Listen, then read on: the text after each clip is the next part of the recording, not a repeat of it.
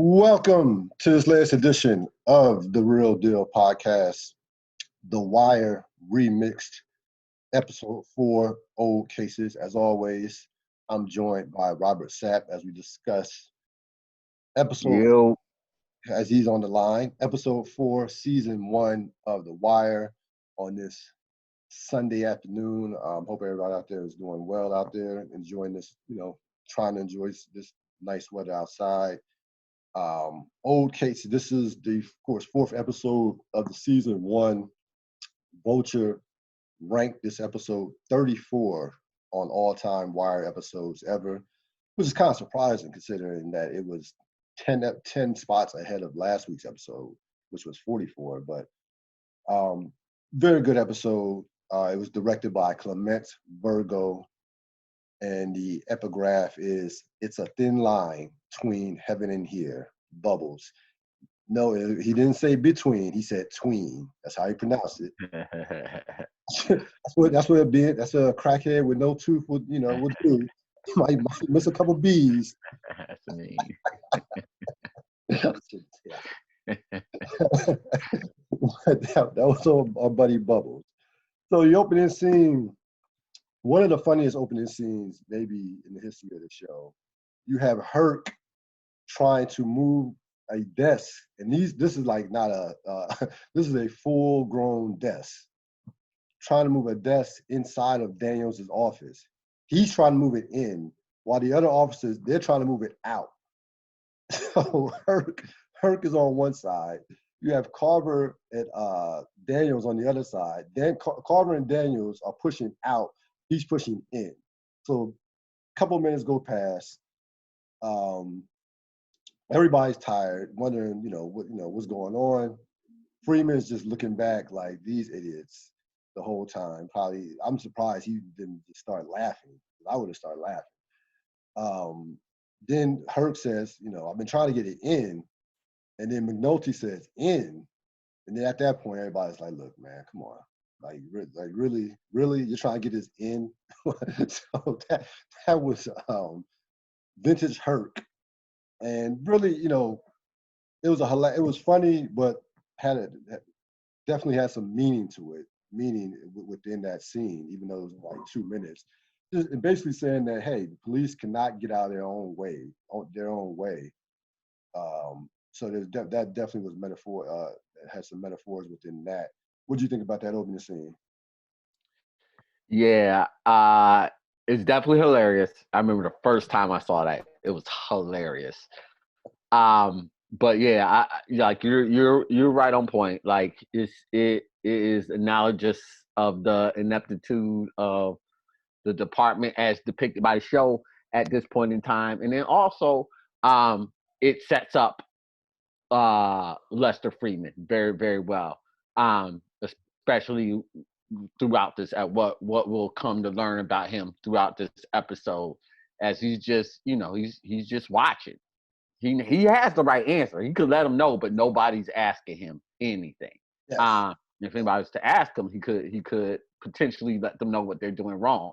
But yeah, no one's even thinking to ask him. And also, when I was watching again, I was just looking at how everybody except for Lester just gets up and does. Nobody looks at the entire picture first and then decides to act. So I thought that was also a nice setup for not only this episode, but what's going to be needed in the coming episodes. So you have Polk and Mahone are in the hospital. Of course, previous episode, Mahone is the one that got knocked down by Bodie. He's in the hospital with Mahone, with Polk. They are drinking along with Daniels. Mahone says he's done. He's going to take the pension, which is like 66 2/3 pension. He also has some business venture with his brother on some video store. So I'm done. Daniels semi tries to talk him out of it. He didn't go all in terms of trying to talk him out of it. But he just basically said, hey, think about it. when Daniels leaves, Mahone tries to get Polk to join in with him, to go out with him by throwing himself basically down the steps. And Polk basically says, come on, I'll break my neck. So you have now basically almost the beginning of the end of some of the dead weight in terms of the detail.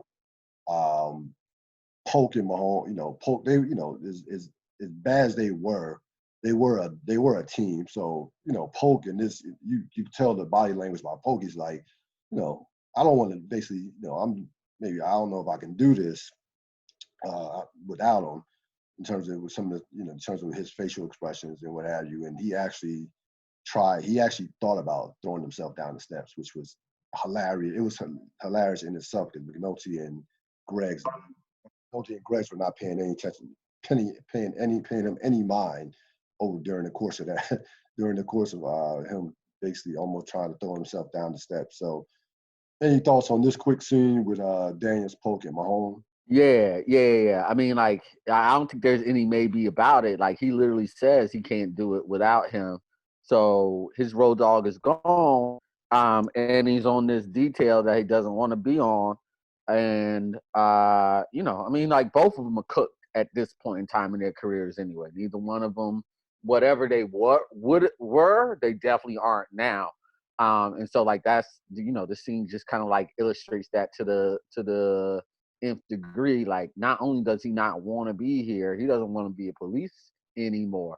And he's very willing to throw himself down the stairs and hurt himself. And what I took from Kima and McNulty kind of like just walking by, it was just like, it's kind of like it's the other side of not noticing somebody's there, right? Like, they don't have any expectations of him at all, and so basically he's just not even going to register on their mindset. All he's doing is coming into work drunk every single day. So, it's not even like looking like that. I'm trying to think if this was exactly in that scene,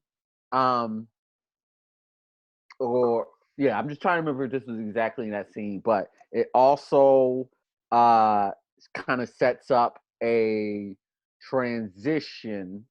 Oh, no, because I'm thinking about the throwing down the stairs scene specifically. Yeah. Anyways, so just I'll skip, just not even skip, but just going to the throwing down the stairs, connecting those two scenes together. Kind of blends this episode as well, connects this episode as well, because this is a very, very transition episode, right? Like, this is now like the beginning of what The Wire is going to be. And so, to your point, getting rid of all that dead weight, like, like, this is about that bum squad that was just a bunch of screw ups is about to morph into something else. Yes. This is the beginning right here. Yes, no question about it. You have Kima and McNulty in the courtroom. They are trying to flip Marvin Brown, who was arrested during that last episode when the pit got raided, and they're trying to flip him. He basically says they're trying to flip him, and he's not going for it. Like, he's willing to do the 5 years. They try, when they bring up Avon Barksdale's name, they bring up Weebay, bring up a bunch of names, Stringer, they bring up a bunch of names, and he just is not going for it at all. He says, I will do the 5 years and keep it moving.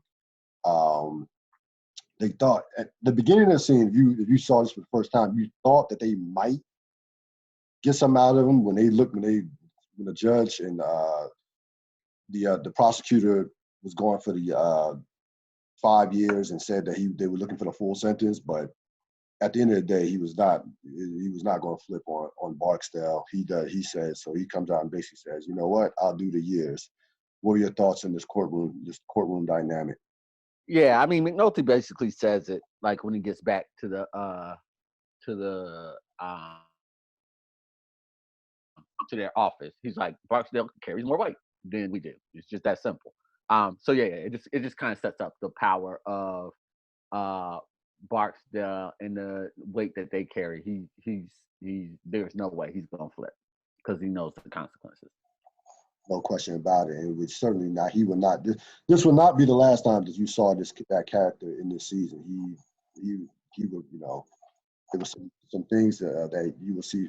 You will see playing with him down the road.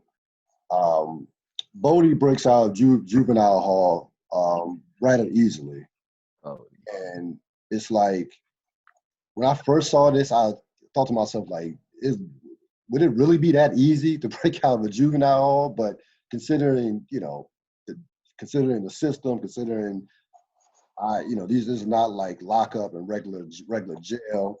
Didn't find it after watching it a couple times and over the years. Didn't find it that outrageous compared to the first time I watched it.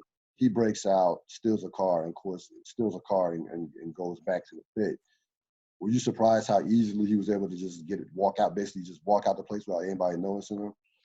I don't know if it's that. I don't know if it's hard or not to break out of juvie. Fortunately, I've never had to be in juvie, so I have no idea like what the system looks like.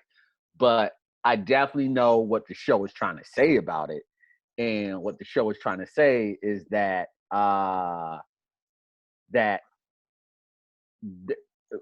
it's either no, it's the prior episode, I believe, when they're talking about like none of the kids will flip because they don't think juvie is anything. And so this further illustrates that point of there's no need for any of the younger kids to even be remotely worried because the system as stated by the show is not very intense in any type of way, or will be able to incentivize them for to flip. And then I think also it also again kind of like illustrates or starts that beginning building block process of Bodie and like the way that his mind works and his ingenuity in itself. Um, the guards might have a system for checks and balances, but Bodie's not going to be contained in there. And then last part is he asks, "Is any West Side in there?" So he's also fueled by desperation. And the guard says, "Nope, just a bunch of DC boys." So he's also worried for his own safety as well. So he's extra motivated to try to figure out a way to get out of there. So you got those three components coming at the same time. So you have Kima and Bubbles looking for Omar basically, and Bubbles tells Kima about they're riding around. Bubbles tells Kima about Omar's brother, No Heart Anthony, who, by the way, who she had no clue about. And you have, basically just shows, Bubbles just basically shows how long Bubbles has been on the street and how just connected he is as far as just knowing just everybody. It kind of continues to amplify that. Kima doesn't know Omar's brother. Doesn't know Omar's brother, and Bubbles basically basically makes fun of her for not knowing No Heart Anthony, who of course is Omar's older brother. Any thoughts on Bubbles in this scene? Yeah. Like this is one of the things where kind of like my background knowledge with The Wire kind of comes into play a little bit because David Simon. Yes, David Simon has said a bunch of times that one of the big pieces for him was the idea of knowing a place versus not knowing a place. He'll explore that further in like season 5, but the idea that you police, like when policing was policing in his opinion, it's when people really knew the neighborhoods and really knew the cities. And so it's a greater commentary on the new breed of police that are coming in, and their effectiveness at policing when they don't know everybody. But in a very small way, this is kind of like the chink in Kima's armor right now, and the thing that she just needs to, not chink in armor, that's too harsh. This is just a blind spot for her right now, and something that she just needs to add to her repertoire, and he's illustrating that through her, that she's definitely not on the other end where she doesn't care like her about any of this stuff. Right. But also she's also not familiar enough with the territory to get as deep as what will be necessary in order to take someone like Avon down. No question about it. So we go to Omar Brandon Bailey. Omar criticizes Brandon, who's his boyfriend, about saying his name during the robbery. Now we find out why he was so critical of him, because he doesn't want people to come back on him, on Brandon. He's not worried about people coming at him, because he's been robbing for years out here. And it speaks to Omar being just calculated, being this kind of like chess master and calculated, and not wanting any mistakes during the course of a robbery, or during the course of when he's doing what he does. So you have those three out there, and Bailey decides to leave, and go across town to see his mom. Omar tells him, "Hey man, keep it close. You have a dope fiend come up with a baby," and Omar hooks her up with some drugs, out of just being Robin Hood like. And you see Omar's power within that area, to basically tell a drug dealer, hey, hook her up. So you had that going on as well. You finally found out, if you hadn't seen the show before, that Omar, we officially find out that Omar is gay during that particular scene, as well. So a lot going on in that particular scene. Some payoff from in terms of the robbery, some payoff from that, and as far as him chastising Brandon. What you think about this scene? Yeah, I mean, it's interesting because of like it's his package, and it kind of like lets us know what. Well, I mean, it's not his package; it's the package that he stole. But now that kind of like lets us know like how Omar, why he does the dangerous stuff that he does, right? So that's one piece to it. The second piece is I asked a question, why didn't Omar, like last week I asked a question like, why didn't Omar, in the character sense, kill everybody in the room? And now I remember why this hasn't been a question before, because he answered it the very next episode, and he just says, I'm not worried about me.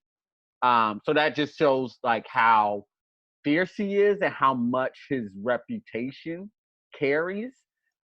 Even at this early point, like that kind of like illustrates like, oh wow. Like he like if Barksdale and his group is set up as the biggest, baddest group in this series, up to this point, and Omar doesn't care if they know his name or anything like that, then how tough is Omar? And so I think that's a nice way to say that. And then of course, as we know, it's going to set up something big that's going to happen in later episodes, when he's saying, I don't worry about me. I'm just worried. I don't want it to come back on y'all. Right. So yeah, the scene works on a lot of levels, of course. Yeah, Bubbles get transferred to McNulty. McNulty gets Bubbles from Kima, and both Bubbles and McNulty mess with. Well, Bubbles does messes with Kima based on the fact that she didn't know who No Heart Anthony was, and when Bubbles asked McNulty not only knows who he is, he knows who he's related to, the apartment number. Like he basically knows this dude's, shoe size. I mean, he knew. So to your point, this is why McNulty is McNulty as an effective police officer, because he does know, he comes from a breed from that old style policing of knowing the post, knowing, the neighbors, knowing, being able to acquire information because his ear is to the street. He gets Bubbles, and then of course Bubbles comes up with with the epigraph line. It's a thin line between heaven and here. Not at that point. He didn't say it at that point, but this is what Bubbles said. Bubbles says, where in the world, Leave It to Beaver, are you taking me? Something to that extent, as McNulty's driving him to a soccer. Where into Leave It to Beaver land are you taking me? Yes, thank you. Where Leave It to Beaver, which was before my time. There's only a few people right now who even get that reference. Yes, very, very few, I'm sure. Very few, as an old show. He takes Bubbles to his son's soccer game, which of course he's late for. We get introduced to McNulty's wife, and get a look inside their situation. McNulty, she's of course annoyed at McNulty for being late. He wants more times with his kids.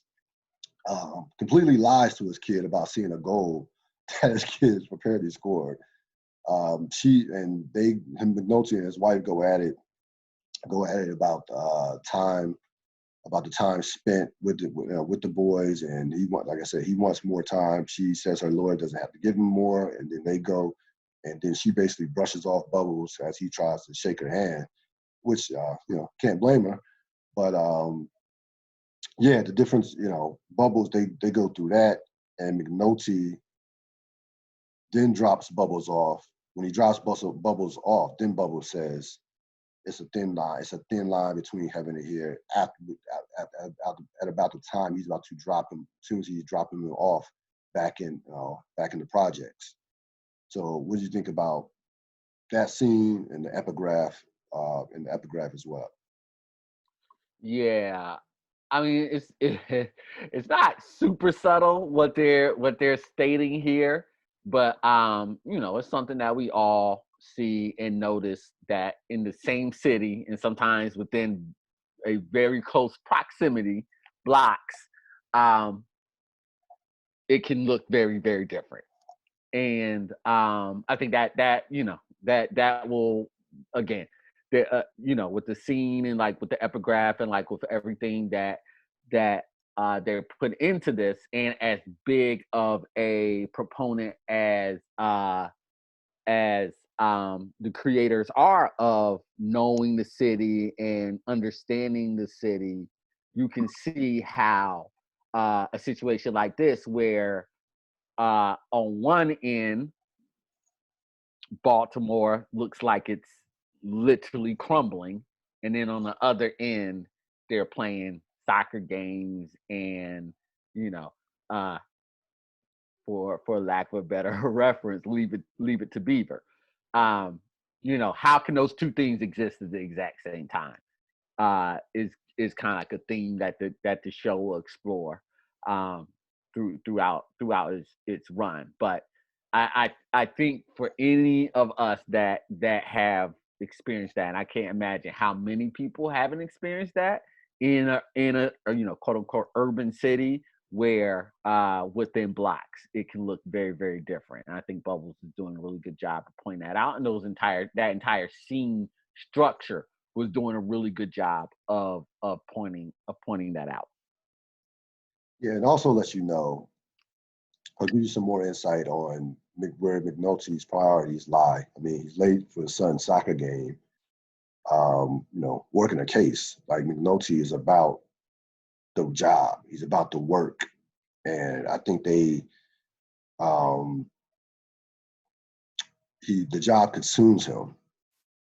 And, you look at like that. I mean, that's one of the major reasons why, you know, his life, his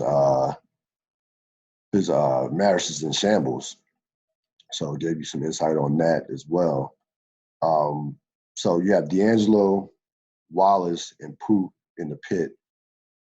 And now, and Bodie as well. Bodie has just broken out.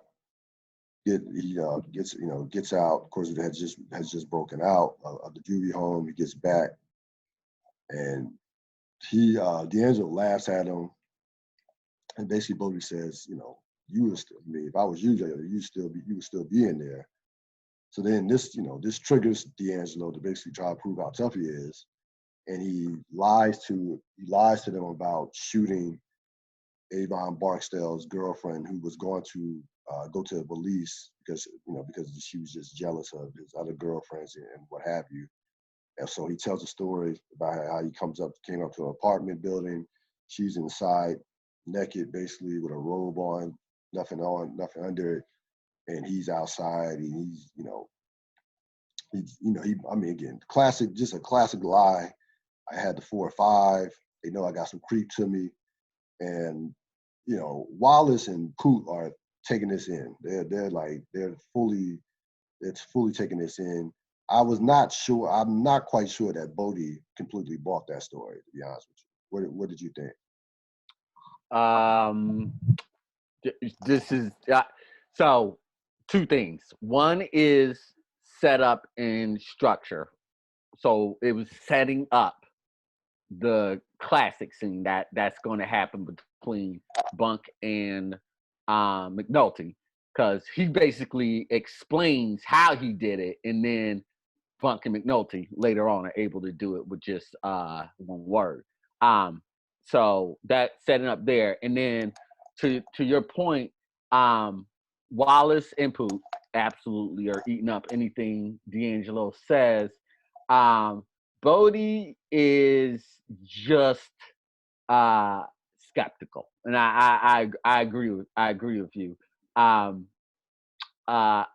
found it interesting though in watching this scene. It's just like, you know, in the last in the episodes building up to this, D'Angelo is kind of like the big brother, the mentor, and in this one, he really reverts to kind of like that you know, or I should say, he's a mentor in the other episodes, and now he kind of like reverts to like older brother, but only by like a year or 2, where he's got to make something that honestly shouldn't be talked about at all.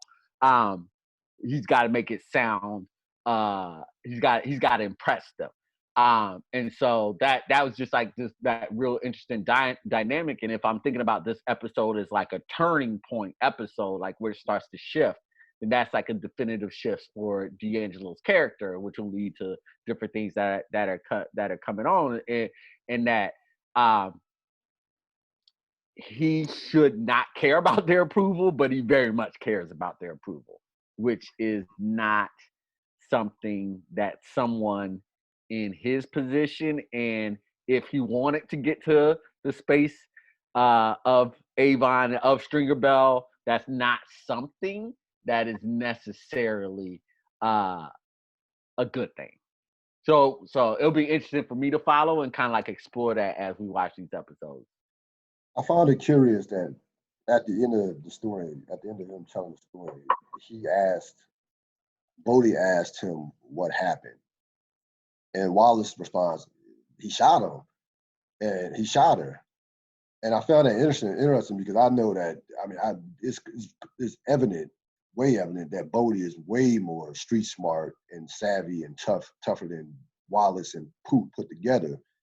I don't think he was I don't think he was asking him that, not knowing what had actually happened. I just think he didn't. I just don't think he believed it. Yeah, I agree with that. I think that's exactly what that scene wants you to believe. But then as you were talking, you know me, I was starting to think about the deeper meaning of it. And then I wonder if also what's going on is like say it. Like you're talking all this big stuff. You saying all these big things. So say you shot her. Say it. Say it. Since you led us all the way up to here, and then like again, like you've kind of identified very early on, D'Angelo's inherent weakness for the game that he's playing or for the game that he's in. And there could be, like, as I'm thinking about it right now, an argument of, that just kind of be like Bodie smelling a little bit of blood in the water. You saying all these big things, but you can't say the words of what you did. Are you hard enough for this? Anyways, that's probably looking a little bit too deep, but I agree with you. That's exactly what the scene is trying to say, is that Bodie's not impressed. Wallace and Poot impressed, Bodie not impressed. So you have Herc and Carver go to Bodie's grandmother's house. Now, leading up to that, they're in the car basically telling, living in their own pipe dream, so to speak, saying that they're going to bust Bodie and then he's going to spill all the beans and they're going to break the case wide open. So they're living in their own fantasy from that standpoint, still seeking respect between the two of them. So they go. Now, at this point, Bodie is already, well, no, they actually drove. Bodie was actually trying to hitchhike, and they actually drove. They were driving in, of course, in the other direction. They were driving in the other direction while Bodie was hitchhiking. They go into the grandmother's house. Before that, they're cursing, as if his grandmother was a criminal. They get in there, go through the house, go upstairs, and what have you. Herc, Carver says, tell Bodie we're on his ass. He leaves. Herc remains and apologizes to the grandmother about cursing and how they came into the house. She asked him to, and throughout the whole time, the funny part about this scene was the grandmother, as they're going through, grandma just sat down and just started folding clothes, like, okay, he's not here, you're not going to find anything, doop-de-doop-de-doo, I'm just going to fold these clothes and keep it moving. So she's going about her business. And when Carver leaves, you have Herc. Herc stays around to get more insight on Bodie. The grandmother says, tells her about, his story in regards to his mom, was out there doing drugs, how angry he was. And basically, to your point earlier, just got some more insight on the character of Bodie. And Herc, of course, then leaves the grandmother's house. So for one scene, you had Herc and Carver basically, playing opposites. Normally it would be Herc that does something incredibly stupid and then gets no information. This time you had Herc actually, maybe he didn't even know what he was doing. Maybe he just luckily stumbled into some information, but you have Herc playing the kind officer and the communication to the, and getting some, I think, somewhat valuable information, somewhat insight on Bodie. What were your thoughts on this? Yeah, I mean, I think we definitely learn a little bit about, why Bodie does things that he does. And then I think also it gives us, like you can't make one-dimensional characters, right? Like Herc can't always be the a-hole. He can't always be the dumb cop, right? Like that's not a human being. A human being's not always this every single time. And as I continue to watch The Wire, I'm like, you talked about Omar being gay and like, we'll talk a little bit about how like the episode ends, but like this was in the early 2000s, and none of these things were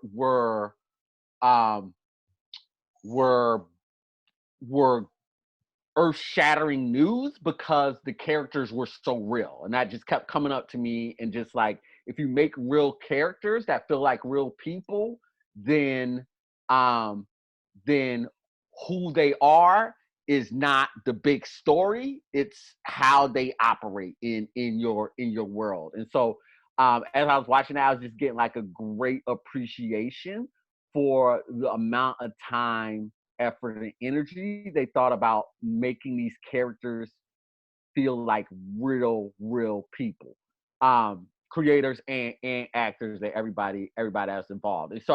Um, and so up until this point, Herc has just been the big dumb animal, stupid cop who just wants to beat on people. And I think this gave him another side. Like the character in that moment realizes it was unnecessary to come banging through the house and yelling and screaming and everything like that. That's a woman just trying to fold her laundry. And she poses no threat of danger to anybody. So there's a very human element of that. And then like you also stated, like the difference between like the kind of like that role reversal. Carver's usually one that can look a little bit more and have a little bit more sympathy. In this case, Carver was outside talking, didn't care about anything that was going on in there, and was like legit like hurt, like what, what were you doing in there? And so yeah, that was an interesting dynamic. But again, I just think like moments like this is what actually make The Wire stand out from so many shows. No question about it. You have Landsman and Rawls. Landsman goes into Rawls' office and tries to convince Rawls to let McNulty back into detail. Tells a funny story about him, thinking of McNulty about to, when he's about to jerk off to a, and McNulty just all of a sudden pops up to his head and basically goes in circles for a couple minutes before getting to the point of, I don't even say go in circles because it was a build up to that story. It was a build up. I thought Rawls was starting to get a little impatient, saying, "What's your point?" But Landsman was not going in circles. I'm gonna correct myself on that. There was a build up to how he was, talking about McNulty in terms of telling that story. Basically, just giving you more like insight on McNulty. Like McNulty, for all his faults, is a great cop, and basically his faults actually, some of his faults actually make him a great cop. And I think he gave you some insight on that. And Rawls basically says, okay, he can come back if he wraps up this detail in like 2 weeks. So and the fact that Landsman's angle on this is the fact that his unit is understaffed at this point. So not only does he want his best cop back in the union, he just needs bodies at this point. What are your thoughts on this scene? Yeah, when you take this scene with the soccer scene, it kind of sets up McNulty's character, right? Like he, and then when you add in the Lester scene, what we'll be talking about in a little bit, it's like this idea, and the Wire brings this up all the time. But they introduce this notion really firmly in this episode of what's real police, and so it, I'll keep it a little bit shorter because I'll get back to it with the Lester part. This is McNulty's best characteristics make him a great police, don't necessarily make him a great person in life. Yes. So we have Freeman. Yeah, Freeman and D'Angelo in the pit. D'Angelo was in the pit. Freeman was in the car observing D'Angelo. He notices that D'Angelo, he calls a number. He calls D'Angelo's pager, and not knowing that was D'Angelo's pager. But this is from an earlier scene in the earlier episode where during the raise, Freeman saw a number in the wall in one of those homes with the number and with the letter D on it. So Freeman took down, again, showing Freeman's attention to detail and not missing anything. He wrote down that number. He calls that number. D'Angelo sees the number flash up on his pager, and of course D'Angelo calls calls back the number, and then Freeman gives Freeman all the confirmation that he needs to figure out that was D'Angelo's pager, that was D'Angelo's pager number. Just classic, just police work by Freeman. Just shows you what, how his mind works. And again, that was a detail that no one else came up with out of those raids, which basically were meaningless. Those raids were meaningless outside that detail, outside that Freeman pull. That was the raids that they basically got no drugs. The cop got knocked down, and that was the raids that were forced upon them by Burrell and the powers that be. What were your thoughts on this? Should D'Angelo have called that number back, not knowing there had to be a number that was unknown? That was not like Stringer or somebody calling him. So you gotta remember how pages work, though. You call the number, and you get beeped, and you call the number back. So it could have been anybody calling from that phone. Should he have called the number back? Of course he shouldn't have called the number back, knowing what we know and then knowing how careful the higher ups are. But as we've said many, many times, that this is not D'Angelo's strength, right, at all. So it makes sense that he is consistent with his character, that he would call that number back and not be thinking anything about that. More importantly, though, it shows Freeman. And like, to your point, when you said police work, it's like, he's being a detective, an actual active detective who is trying to move the case from one place to the next. Not what this case has been up until this point, which is just get a couple things so we can get the judge to go away. He's actually starting to do work, which is, again, going into that theme, at least for me right now, that this is now the shift of not only this investigation, but what this squad will ultimately become. And it will become about the casework. It will actually come about working a case and actually being a detective. And so that's kind of like what I took away from the scene. So they get back to the detail. The detail begins. They start talking about cloning pagers. Freeman, of course, alerts the entire detail that he's made a connect with D'Angelo's number to D'Angelo's, has D'Angelo's picture, and now he puts that on, that gets put on the board, and basically, he, along with McNulty, basically says it's going to be, well, I would say Freeman even more so than McNulty. He says that this is going to be an exhaustive process, and we're in for basically saying if we're going to do this, we're going to be in for the long haul. This is going to take some serious police work in order to get this done. In terms of the cloning, in terms of the pagers and all the, and he breaks down. Freeman mentions that when you start talking about wiretapping and pagers, that it's going to be a lot of work. And so I think Freeman is basically sends them a message to the rest of the detail. This is what, through that pool of D'Angelo, this is what it's going to take if we want to make hay in this particular case. Yeah, like everybody there who's actively, again, this is the shift. Now we're starting to see who were the active participants.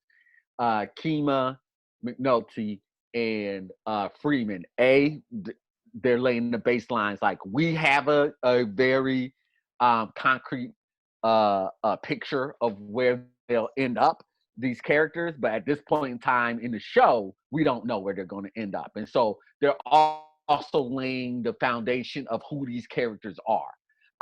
And so all those characters about the police work. We know that they've laid those seeds all throughout this episode. And so, like, throughout the episodes up until now. Again, this is really, really about spotlighting Freeman this episode, and like how valuable he'll become, because up until this point in time, remember, Freeman's just been in the background.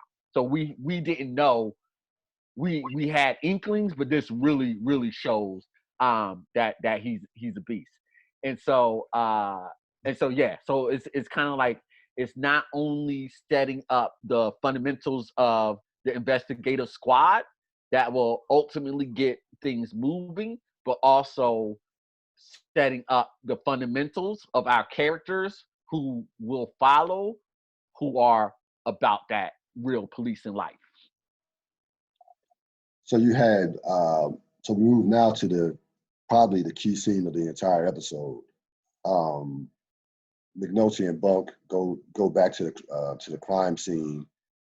Now, leading up to this, you had Landsman basically making a connection, saying, you need to check this. There was a person who said D was spotted. There was a D that was spotted at the scene, and at first McNulty is reluctant to even think that there's even any remote possibility of a connection between between that and D'Angelo, or that and that and a D, not D'Angelo, but that and a D, that between that name and the person who was at that crime scene. He was reluctant.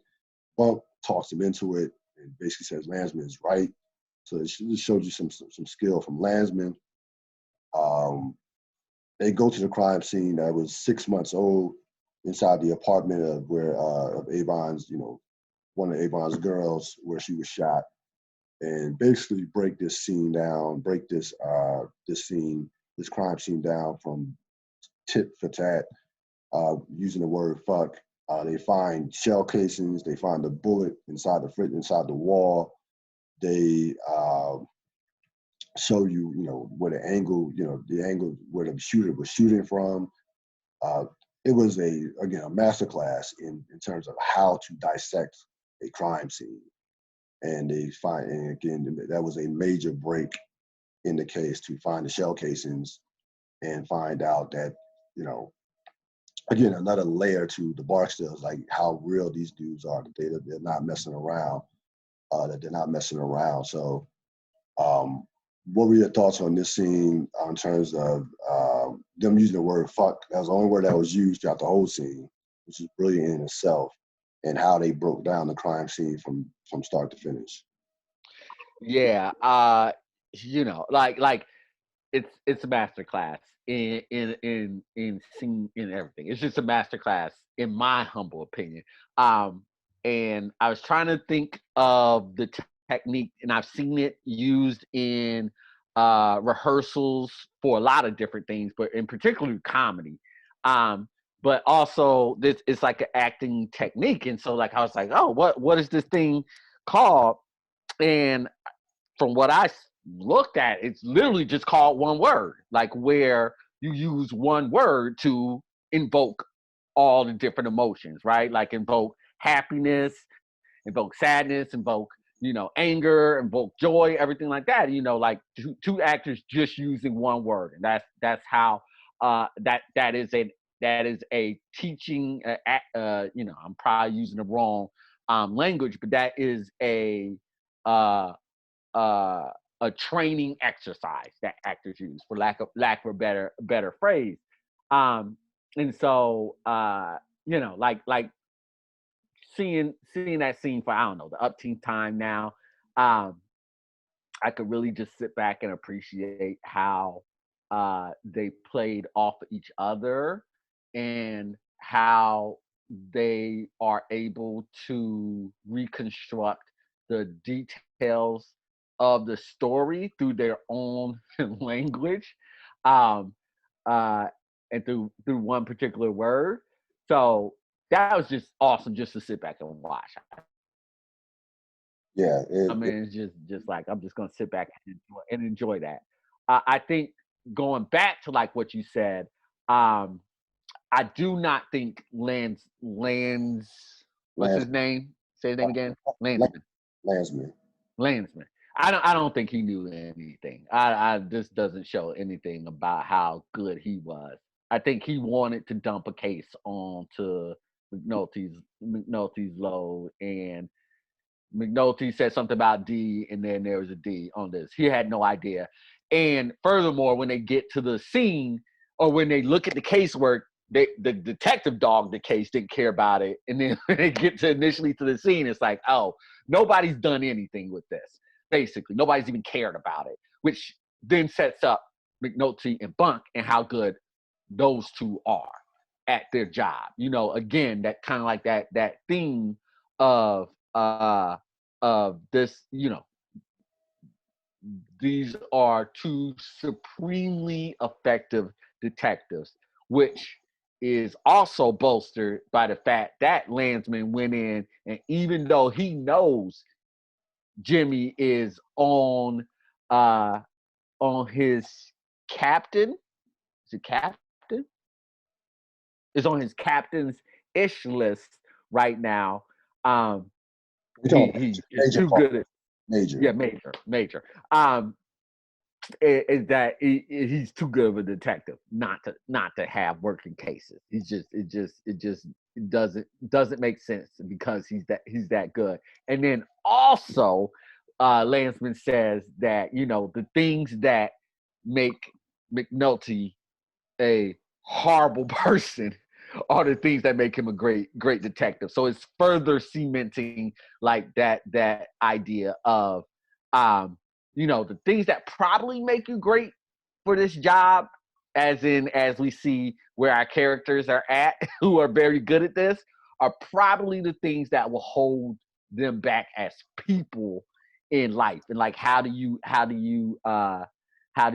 of deal with that as well. Larger things that will play out over the series. I don't want to go too deep into that right now, but you know, just a brilliant scene. Just to sit like this is a scene where if you don't know anything about The Wire and don't want to get into all of the heaviness that is The Wire and all of the subtext and everything like that, this is a scene where you could just play for somebody and just be like, this is a good show.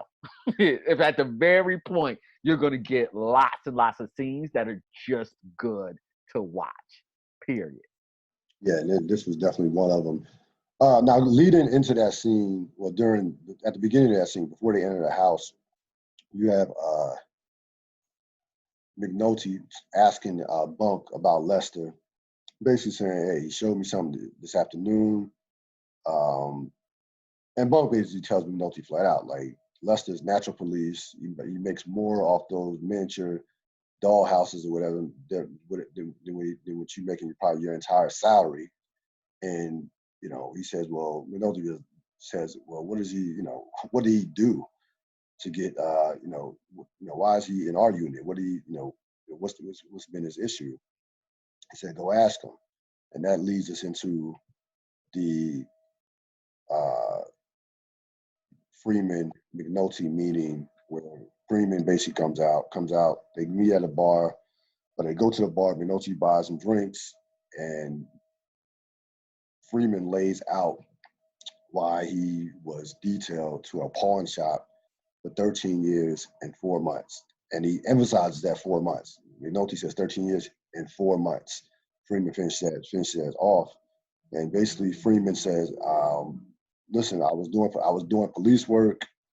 Powers that be didn't want me to basically finish a case. Didn't want me to finish the case, do the case the way it should have been done. And they asked me where I don't want to go. And he said, I don't want to be in-house doing paperwork. And they sent him to a pawn shop. And him breaking down the tediousness of being in that pawn shop would be like, it was torturous to even as a viewer listening, could imagine how boring that could have been when you've been used to being, out in the street doing real police work. So he was in there 13 years, 4 months. And I think that he sees a lot of himself, a younger version of himself in McNulty. He's trying to tell McNulty, like, look, if they ask you where you don't want to go, keep your mouth shut, because they're going to ask you. You're going to get asked because again, Freeman has seen this movie before. He sees how McNulty is as a rogue cop, and he sees, he's trying to give him some advice on what to do because he's been down this road before. Just a brilliant scene and perfect with the music. Miles Davis, Kind of Blue. So it was just a perfect scene, very extremely well written. What are your thoughts on it? Yeah. So Freeman and McNulty again, like this is definitely not Bunk and McNulty, but knowing where the series will go, this was a nice gem. This is a nice gem. Just watching them just kind of like sit down and talk with each other. And so yeah, I mean like it's absolutely just laying so much groundwork for not only their relationship but further things that's going to happen. Not even in this season, but seasons to come. So it's a meaty scene if you want to dig deep into it, but mostly, like you said, it's an old vet that has tried to do, in his mind's eye, try to do it the right way, try to do the right thing, and got burned by it. And he's just trying to let Jimmy know, like he sees you in your mind's eye, or in McNulty's mind's eye, he is doing what is right by pursuing this case to its ultimate conclusion and getting who he has identified as the person to get. But in the process, he's pissing off a lot of very powerful people, and particularly very powerful people that have direct influence over his day-to-day work. So he's trying to, it's just the old vet trying to give him some advice because he sees the path he's walking, and Freeman has walked a similar path and has ended up in a place he didn't want to be. So he was trying, but like so many of us, you gotta learn. You gotta learn the hard way. You gotta learn it your own way. But yeah, that was Freeman trying. He tried. Yeah, really kind of, they really the beginning of their relationship. I would say this scene kind of really. Yeah, it's their first talk together. Absolutely. Yeah, They yeah. hadn't talked up until this point in time. He didn't know anything about Lester. So it was good to kind of see that again.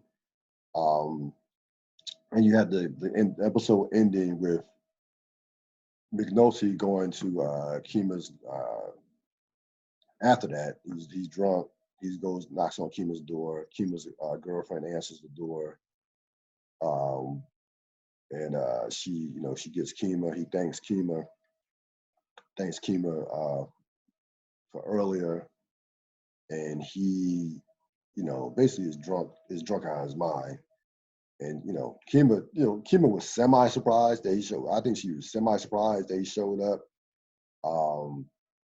Kima, I think the important part of that scene is what Kima said to her girlfriend, and basically describing McNulty as being, lonely. So that's how the episode wrapped up. Yeah, and again, like the Wire is groundbreaking in a lot of different ways. But I think again, when I connect like Omar, this ending scene, and there's a lot of, at least from like what I read when I'm reading things about like TV shows and movies and stuff like that, and having characters who identify other than um uh straight, or other than white, or other than whatever, not being non-typical characters, then there's always so much discussion that goes into it, and who should do what. And as I was watching this show, and particularly watching this episode, again, it just struck me to just like how real the characters just feel, and however they all individually identify, which are very, very important parts of them, that it is just like a part of them. And each of these characters are really just like really well fleshed out, and just the level of detail, again, it's just appreciating just like the level of detail to create just characters that feel like real life human beings, that are multiple and messy and intelligent and all the different things that go into being a human being in this world. And particularly, this episode does a nice job of setting up the idea of this is how I am at work, and this is what I need to be at work to be good, but also the thing that I need to do at work to be good is also not very good for me as a person. They're just starting to explore that and set that up. And so, again, just very authentic detail of people, which I really, really appreciated watching this episode. One scene that I missed before we get into grades and MVP of the episode. Avon, Stickum, Weebay, Stringer are in the gym, basketball court or whatever, and they put the hit out on Omar and his gang. So they put that hit out on, Avon puts that hit out on him, puts like $6,000 if he sees him before he gets got, $4,000, and, you know, $4,000, you know, if you kill, yeah, 6,000. It was $6,000 if he sees him before he gets killed. 4,000 for just outright killing them. So they're on the hunt with those four. Stinkum tells a story of, you know, he jailed with another character that we haven't seen yet. One of Avon's other hitters, Bird, in the jail with him, and he found out that Avon, you know, he said Avon had a whole stable of boys, which at first Avon didn't believe. Then Avon said, "All right, we doubling down on Sweet Lips for 6,000." And they go out there. Weebay says, "Hey, we got people on it." So they put the hit out. They put that hit out on there. Put the hit out on Omar and company. Then they also Stringer, once Stinkum and Stinkum and them leave, you have Stringer and Avon having a conversation about what's going on in the pit with D'Angelo, and Abe Stringer flat out says he might have a problem that he doesn't know about. So that's going to be a setup for some things to come as well in regards to, and the reason why he said that is, he mentioned that because, you know, the cops jumping out, how did you know, Omar even know about where to stash, stuff like that. What were your thoughts on that scene?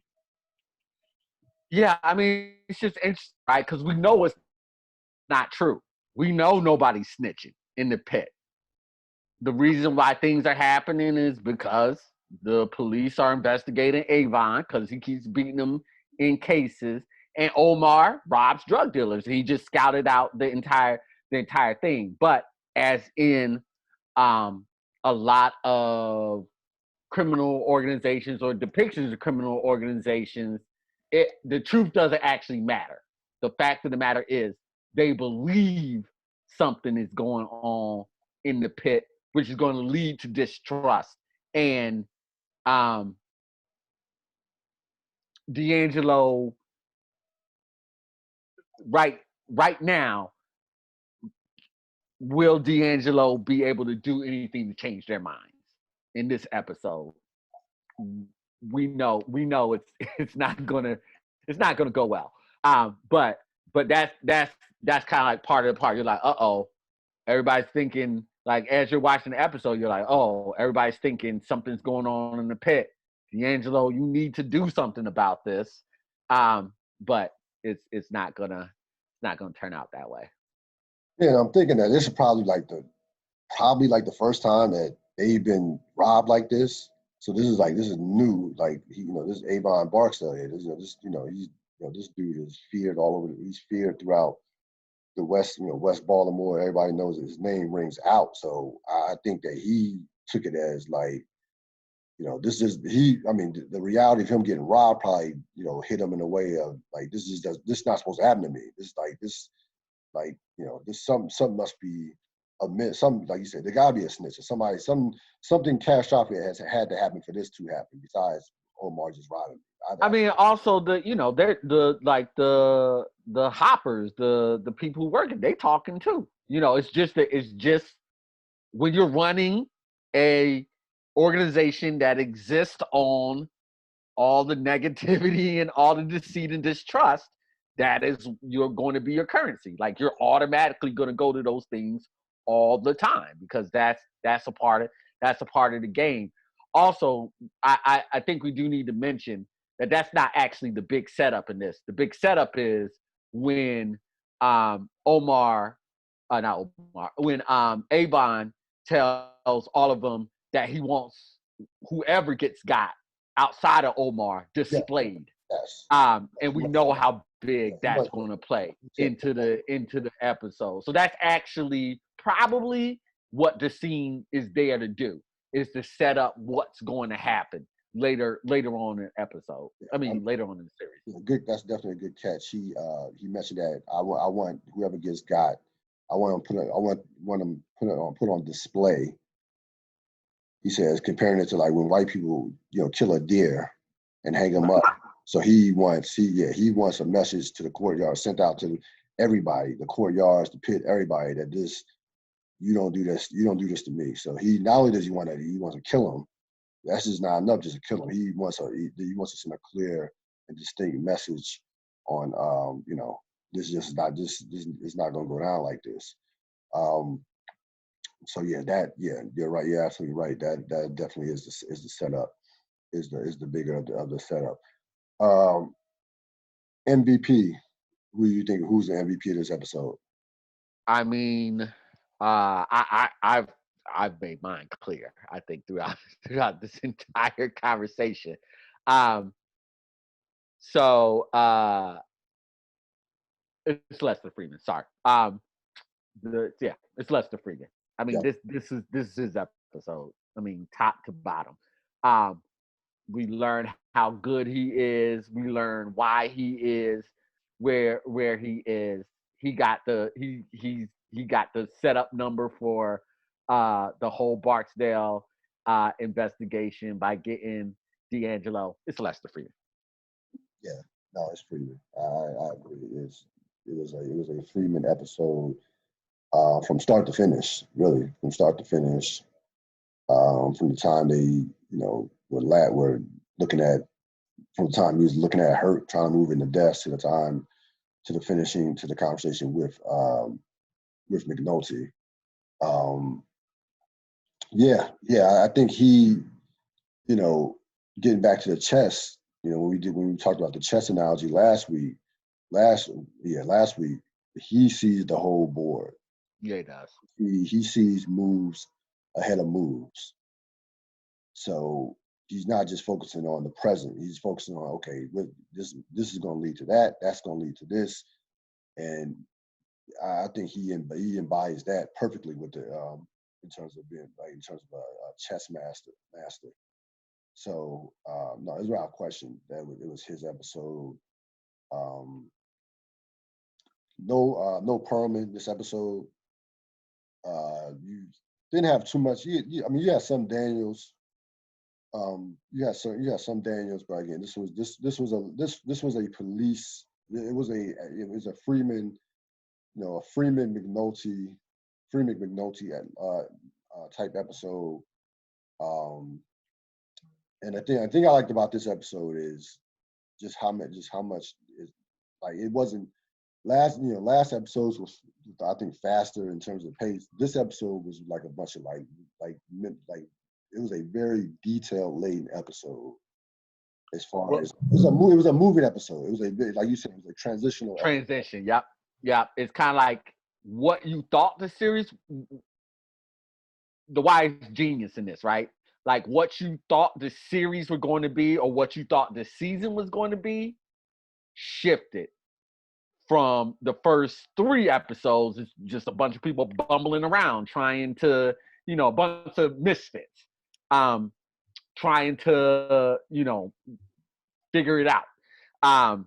And then this shift definitely, it's like, okay, this is going to be something different, and a little bit more complex. Like this is the beginning of like, oh, this isn't going to be in what's the creator's name? I just want to make sure. It's David Simon, right? Simon's great, yeah, David Simon. Okay, yeah, okay, all right. Because David Chase just kept popping in my head. I'm like, am I confusing him? Like, no, David Simon. He said it multiple times, right? Like people up until this point in time, when you said police people, it was just a procedural. It was law and order. You Right. get a case, Pop you show. figure out a case, and then it goes to trial, and the judge rules on the case. It's a procedural. Boom, boom, boom. Like all the LA law, all the different, the things like that. And so that's what the series was trying to give you the sense of in the first 3 episodes, or was not playing by those rules, but that was just giving you kind of like the essence of that. And then this is the time where they start to flip it and start to be like, no, we're actually going to be talking about some really intense thematic stuff. Not only is this about the drug game, but this is actually about a decay of a city, or the moral complexity of a city. And no, not only is it just about the moral complexity of the city, but it's actually going to be about human beings. This is actually going to be a human being story. It's actually not going to be a whole bunch of this is all about the drugs, but this is actually going to be about how human beings interact in this world, and how um the toll of the toll of doing this job actually stresses the human person, and how human beings like figure all this out. And we're not actually just going to focus on the cops and the lawyers. We're actually going to then start pulling some of those themes on populations who have been villainized throughout the other context. So they're just starting to layer the depth and complexity of what we will know the Wire will become. Yeah, definitely. Yeah. So this was a episode that you did. You had episodes before this and then episodes after this. This was the definitely the moving episode. And from that standpoint, I have to give the episode an A from that standpoint because of how many just detailed pieces it had. The Freeman McNulty conversation, the fuck scene with Bunk and McNulty, Freeman's transition, or Freeman, or letting us know who Freeman is, how So I definitely love this episode. And again, you're about to see what real police work also looks like too. What police people really do versus what we've seen on, like you said, traditional television. You're gonna see what get some real insight. You're gonna get some real insight to that. Great episode. You mentioned, wait, really quick. You mentioned this is the episode rank. Was there also a grade for it? I didn't hear you say the grade. Maybe I missed it. No, they just Vulture magazine had it ranked. They didn't grade it. Okay, no grade. Okay, all right. They didn't grade it. They just had it ranked. They ranked it 34 out of 60. Got it. So, and Vulture liked it too because they had it 10, like I said earlier, they had it 10 spots above the previous episode, which was 44. So they liked this episode as well. Though it's only the 4th episode of the entire series. So Vulture had it ranked 34 out of 60. And again, a lot of setups in this episode as we move towards next episode 5 next week. Anything else you want to add before we head out? That's it. I think we covered this one really well. Yeah. No, like excellent episode. Looking forward to the next episode. And again, the thing about The Wire, if you watched it, even if you watched it a million times, it is a puzzle that's piece by piece by piece. Like things, you can pull out things in this episode, things that happen in this episode, you're going to connect to last episode, to episode 2, to episode 1 for that matter. And that's, you know, that's the brilliance of this show. Like, there's no stone left unturned when it comes to a scene. I mean, we pick out certain scenes, but we literally could break down every scene as far as every scene is important. You know, I try to pick the most important ones, but every scene, there's something in every scene, even the ones who are just, you know, even like the beginning that was just, you figured just to be comedy. There was something to be said with that, you know, with Herc and what have you. So looking forward to it as always. Thanks, Robert Sapp. Thank you very much, Cyril. Be healthy, be safe. No question. See you next week. Later.